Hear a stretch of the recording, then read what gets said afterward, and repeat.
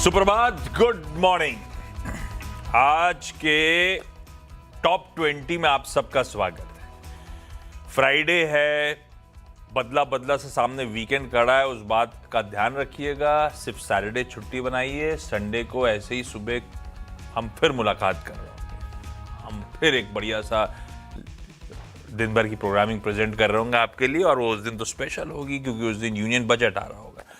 तो अपना time set कर लीजिए भाई, जितना सोना है सैटरडे को सो लीजिए, संडे सुबह आपको हमारे साथ 6:57 AM ऑनवर्ड जुड़ जाना है। और गिफ्ट निफ्टी कह रहा है भाई उस इंपॉर्टेंट दिन से पहले आज थोड़ा सा मामला ठंडा रहेगा। वैसे 3 दिन से ऐसे ही हो रहा है, शुरुआत तो नीचे ही होती है, टचवुड रिकवरी आ जाती है। टेम्पलेट में उसी तरह से आज फिर 100 पॉइंट नीचे खुलेंगे। होपफुली अगर पुरानी टेम्पलेट रिपीट हो जाए तो कोनो टेंशन नहीं, लेकिन अदरवाइज दिक्कत भरी शुरुआत होगी। इस तरह की गिफ्ट निफ्टी का इंडिकेशन। भाई साहब, ऐसे में टीम कैसे बनी, शुरुआती 2 खिलाड़ी कौन से हैं? देखिए, स्टॉक्स की तो भरमार है और मार्केट तो आप देखिए, जैसे कि आप बता ही रहे थे कि जब तक बजट नहीं आता तब तक ऐसे ही देखने को मिलेगा। शुरुआत कमजोरी के साथ होती है, फिर दिन के दौरान ऑफलोज की रिकवरी और स्टॉक स्पेसिफिक एक्शन अपनी चाल चल रहा है। जहां पर अर्निंग्स बहुत बढ़िया है, विजिबिलिटी बहुत बढ़िया है, ब्रोकरेज हाउस का भरोसा बढ़ रहा है, ऐसे स्टॉक्स में आपको रफ्तार देखने को मिल रही है। लेकिन जहां पर थोड़े से भी वैल्यूएशन के कंसर्न्स हैं, महंगे हैं, आउटलुक कमज़ोर लग रहा है, नतीजे कमज़ोर है, ऐसे स्टॉक्स की जमकर धुलाई भी हो रही है। तो आज वैसे तो पूरा फोकस अगर आप देखें तो या तो रिजल्ट्स पर है, एक इंटरेस्टिंग पूरे सेक्टर पर ब्रोकरेज हाउस की तरफ से रिपोर्ट आई है, और कमोडिटी एक ऐसा स्पेस है जिसे आप इग्नोर करके चल ही नहीं सकते। लगातार हम चर्चा करते जा रहे हैं, और कल देर रात आप देखिए क्या आपको बड़े मूव सिल्वर में नजर आए थे। एक बार सिल्वर का इंटरनेशनल जो भाव है आपके कॉमेक्स वाला, वो आपकी स्क्रीन पर लेकर आता हूँ। कहाँ इतनी गिरावट आ गई थी कि आप देखिए मैसेज सर्कुलेट होने लगे कि सिल्वर में पोजीशन लिक्विडेट हो रही है। ये फॉल नहीं है, लिक्विडेशन है। मैसिव गिरावट यहाँ पर देखने को मिल रही है, लेकिन उसके बाद क्या ऑफलोज की रिकवरी आई। तो सिल्वर में फिलहाल आप देखें तो ट्रेंड इतना मजबूत है कि हर डिप पर तुरंत के तुरंत ही खरीदारी देखने को मिल रही है। गोल्ड अपनी चाल चल रहा है, और एक और कमोडिटी खास है जिसकी चर्चा लगातार हम इस शो में करते जा रहे हैं, वो है क्रूड ऑयल। और वहाँ पर भी आप देखें तो अब एक इम्पैक्ट बढ़िया देखने को मिल रहा है। वैसे तो कल का सत्र 2 स्टॉक जो क्रूड ऑयल सेंसिटिव थे, इनके लिए काफ़ी बढ़िया था, अच्छे मूव्स यहाँ पर देखने को मिले। तो फोकस फिलहाल के लिए अर्निंग्स, कमोडिटीज़ और ब्रोकरेज हाउस की रिपोर्ट्स पर है। बड़ी आसानी से लिस्ट तैयार हो गई है, और शुरुआत में कर लेता हूँ अपने पहले स्टॉक के साथ, जहाँ पर अब मैंने रखा है फोकस। और सबसे पहला स्टॉक है मेरी लिस्ट में, वो है पेटीएम। यहाँ पर आप रखेंगे फोकस। और थोड़े दिन पहले जो गिरावट यहाँ पर खबरों के बीच देखने को मिली थी, उसके बाद ये स्टॉक थोड़ा सा अट्रैक्टिव लग रहा है। अब ब्रोकरेज हाउस की रिपोर्ट्स आप देखें तो थोड़ी सी दोनों साइड पर बता रही हैं। कुछ बता रही कि हो सकता है कि आगे जाके इनके मार्जिन ढीले पड़ते हुए नजर आए, लेकिन टर्न अराउंड इस क्वार्टर में देखने को मिला है। जहाँ पर आप देखें तो 208 करोड़ का नुकसान था, घाटा था पिछले साल, अब वो 225 करोड़ के मुनाफे में बदल गया है। रेवेन्यू में 20% की बढ़त आपको देखने को मिली है, और एबिटा ये भी एक टर्न अराउंड देखने को मिल रहा है।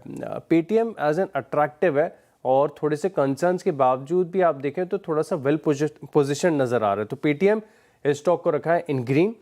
इसके अलावा अलाइड ब्लेंडर्स, ये दूसरा स्टॉक है, अर्निंग्स पर इसे चुना है। और जितने भी लिकर स्पेस के स्टॉक्स हैं, इनमें सबसे ज़्यादा आउट परफॉर्मिंग स्टॉक रहा है। यूनाइटेड स्पिरिट्स के कंपेरेटिव में देखें तो स्टॉक ने बेहतर परफॉर्मेंस दी है। अब बढ़िया बात क्या है कि आप इसकी रेवेन्यू देखें तो काफ़ी बढ़िया देखने को मिली है, और आंकड़ा आप नेट प्रॉफिट का देखें तो 11% की बढ़त देखने को मिली पिछले साल के मुकाबले, 57 करोड़ से बढ़कर तकरीबन 64 करोड़। और अच्छी बात है कि ग्रोथ आपको देखने को मिली है मार्जिन्स के साथ, जो कि मार्जिन 12.3% के थे पिछले साल, अब वो बढ़कर 13.6% के देखने को मिले हैं। तो अलाइड ब्लेंडर्स ये दूसरा स्टॉक है जिसे रखा है इन ग्रीन। ओके, अगले स्टॉक्स में भाई 2 और जोड़ दीजिए इसमें, ये 2 इंटरेस्टिंग आइडियाज के अलावा। एक तो टाटा मोटर्स, और जब मैं टाटा मोटर्स कहता हूं तो इसका मतलब वो टाटा मोटर्स कमर्शियल व्हीकल्स, क्योंकि टाटा मोटर्स पैसेंजर व्हीकल्स का नाम ही वो है, और टाटा मोटर्स का नाम मतलब सीवी को रिफ्लेक्ट करता है, वो टीएमसीवी है ना। नतीजे अच्छे लग रहे हैं, साल दर साल आय में 16% का जंप, EBITDA 42% उछाल, मार्जिन 10.8 वाले बढ़ के 13.2, मतलब 340 बेसिस पॉइंट्स का मार्जिन एक्सपेंशन हुआ है।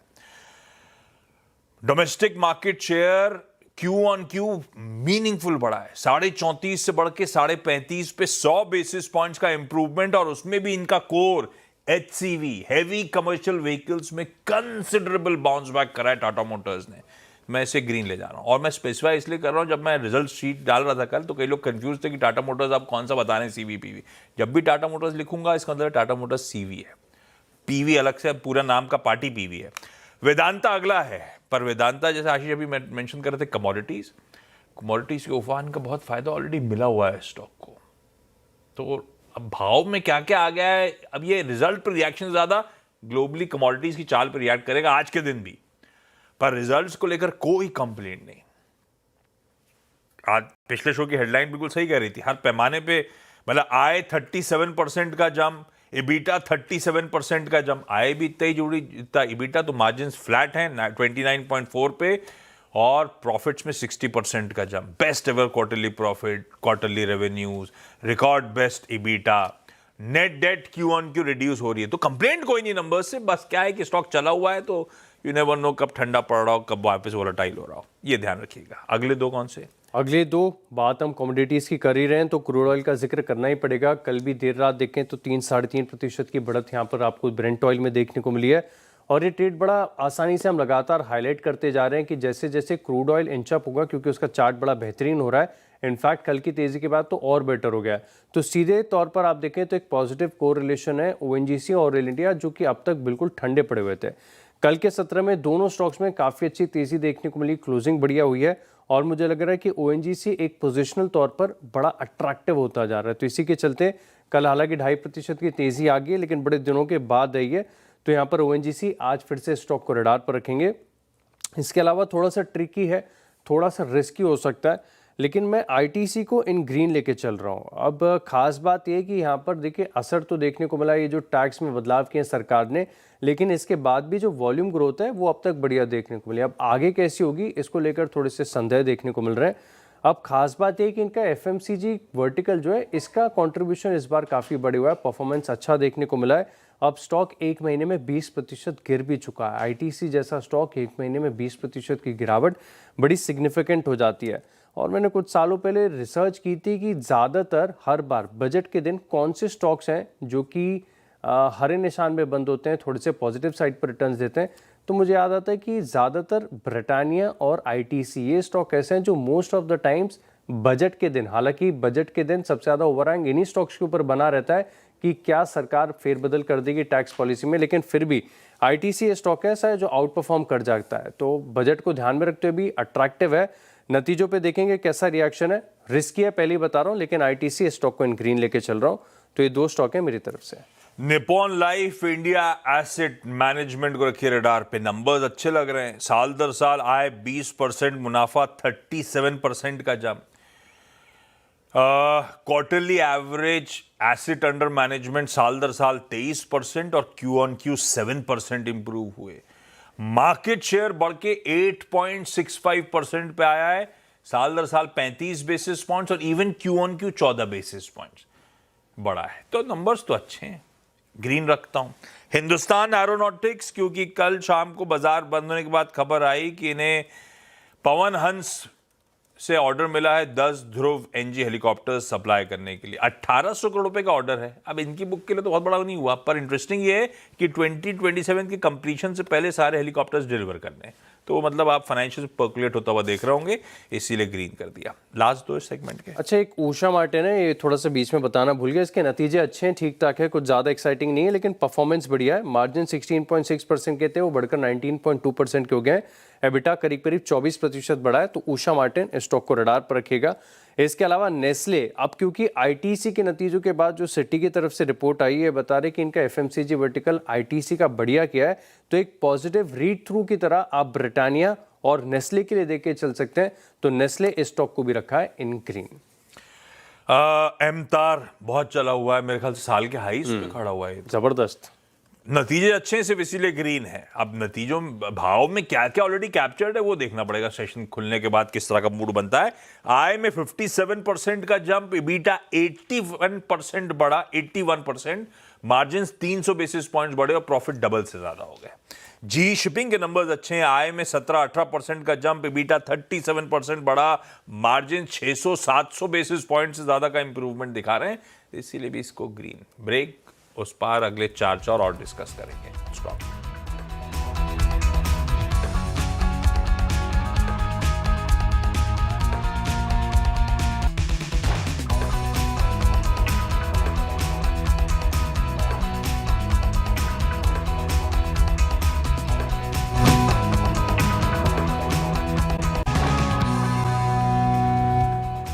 चलिए ब्रेक के बाद आपका स्वागत है और अगले चार स्टॉक्स की बात कर लेते हैं। नेस्ले की बात हमने कर ली और आईटीसी की जो रिपोर्ट है सिटी की तरफ से जो आई है, इसमें ब्रिटानिया के बारे में भी लिखा है कि एक पॉजिटिव रीड थ्रू की तरह देख सकते हैं।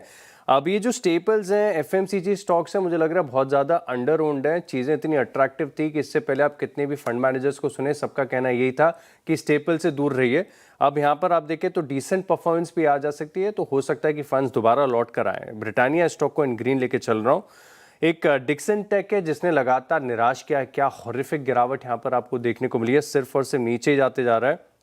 अब नतीजों के बाद आप देखें तो ऑपरेशनली मिस क्वार्टर यहाँ पर देखने को मिला है और ये जो मेमोरी प्राइसेस बढ़ रहे हैं इसका सीधे तौर पर इम्पैक्ट है। हालांकि ये कुछ नया नहीं है, मार्केट को ऑलरेडी पता था, वेल एंटिसिपेटेड था कि इनकी जो स्मार्टफोन की वॉल्यूम गाइडेंस निकल कर आई है क्वार्टर 4 के लिए, ये तकरीबन देखें तो 70 से 75 लाख के आसपास है। यानी आप ये समझ लीजिए कि जो पहले इनकी गाइडेंस थी 4 से 4.5 करोड़ की FY26 के लिए, अब इसे 3.4 से लेकर 3.5 करोड़ के आसपास कर दिए। तो स्मार्टफोन बिजनेस में इन्होंने गाइडेंस को कट किया है, परफॉर्मेंस कमजोर आई है। स्टॉक के ट्रेंड की तो बात ही अलग है, सिर्फ और सिर्फ गिरावट यहाँ पर देखने को मिली। हालांकि स्टॉक लंबी अवधि के लिए बड़ा अट्रैक्टिव हो जाता है। अब देखेंगे किस पॉइंट से घूमे वो तो जज करना बड़ा मुश्किल है, लेकिन नतीजे कमजोर है, गाइडेंस कट है, इसके लिए फॉर श्योर रखा है इन रेड। अच्छा, दो रिजल्ट्स। ओरिएंट सीमेंट आए फ्लैट पर इबीटा 54% बढ़ा, मार्जिन्स 600 बेसिस पॉइंट्स बढ़े, इन ग्रीन कर दिया। इलिक्विड सा काउंटर, ये ध्यान रखिएगा।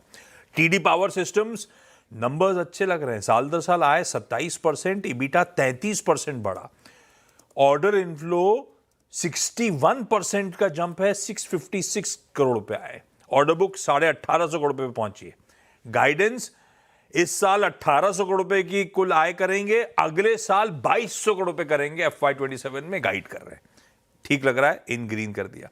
सिरमा एसजीएस को इन ग्रीन कराए, आय 45% बढ़ी, इबीटा डबल हो गया, 103% का जंप इसीलिए।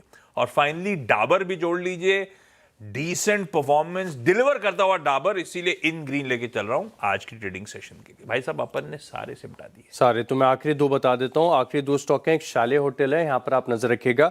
अब एक HSBC की तरफ से पूरे हॉस्पिटैलिटी पैक पर बहुत बढ़िया रिपोर्ट आई है और इसकी टैगलाइन मुझे बड़ी पसंद आई। ये कह रहे हैं कि check in and enjoy the view. Industry बहुत check in and enjoy the view, yes. और वैसे भी आप छुट्टी प्लान करने जाओ तो आपको पता चलेगा कि ऑक्यूपेंसीज किस प्रकार की है, रूम रेट्स कैसे देखने को मिल रहे हैं। और आप पिछले साल की तुलना में भी देखेंगे तो आपको समझ में आ जाएगा कि हर बार डेस्टिनेशन आप चेक करेंगे, हर बार आपको महंगा ही मिलेगा। कोविड से पहले जो कर लिया जितने 5 सितारा में रहना था रह लिया, उसके बाद आज की डेट में तो भूल जाइए। वो सेम रेट कई सारे मुंबई के चुनिंदा 5 सितारों के आर 7-8 fold jump, 8 fold pre COVID जाते थे आपको। अच्छा, ये ड्यूरिंग कोविड नहीं बता रहे हो, प्री कोविड के बाद से, ग्रोविंग कोविड तो पता नहीं, उसके बाद से जब रूम रेट्स बढ़े, आज की डेट में इतना मीनिंगफुल जंप है। क्रेजी है, तो क्रेजी है। माँ की प्रॉपर्टीज जो मुंबई की, अब रह नहीं सकता बात। एक जमाने में चुपचाप रह ली होती तो मजा आ जाता। खैर, हाँ शैले, बिल्कुल सही। यही HSBC की रिपोर्ट कह रही है कि लंबी अवधि के लिए पूरी स्पेस बड़ी अट्रैक्टिव है और वैल्यूएशन अभी भी ग्रोथ के हिसाब से देखें तो कुछ ज़्यादा महंगे नहीं है। इसके लिए शाले पसंद आ रहा है, 1144 का टारगेट है। और एक ITC होटल भी पसंद आ रहा है, तर्क सेम है, रिपोर्ट सेम है, तो दोबारा नहीं बताऊंगा, 226 का टारगेट है। तो मेरी भी लिस्ट में 10 स्टॉक्स पूरे। क्विकली छोटा सा ब्रेक के बाद रिकैप।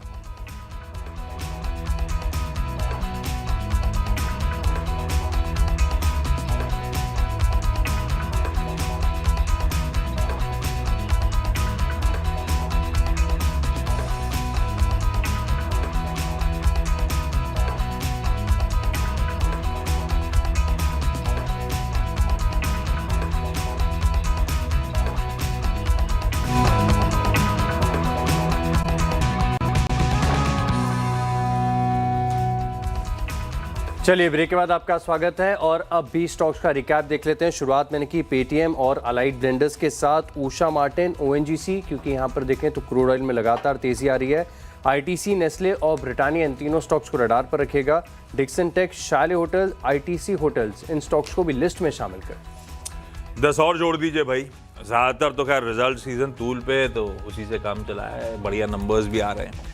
इन ग्रीन है बहुत सारे स्टॉक्स, आप लोग वॉच करिएगा। Tata motors limited Vedanta, Nippon life India, HAL, MTAR, G shipping, orient cement, TD power, Syrma, Dabur 10 के 10 ग्रीन हो गए बाय द वे, पर ठीक है, अच्छा परफॉर्मेंस इसका मतलब इंडिया इंक का। ये वो स्टॉक्स रेडार पे